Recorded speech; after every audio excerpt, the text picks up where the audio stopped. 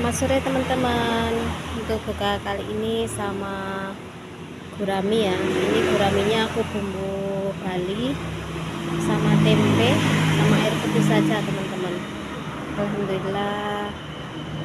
Barokallah. Selamat berbuka puasa teman-teman. Selamat berbuka puasa teman-teman ya. Kali ini aku buka puasa sendiri teman-teman karena Pak suami lagi kerja ya. Jadi belum selesai kerjanya. Mari makan teman-teman. Sama gurami aku bumbu bumbu apa? Bumbu Bali ya.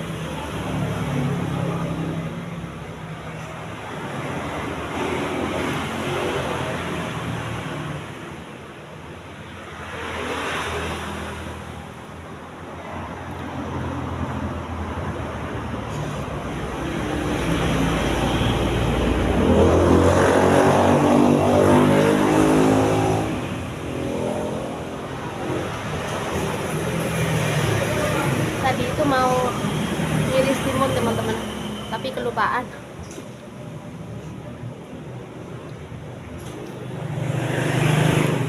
Bentar aku mau ngiris timun dulu ya teman-teman.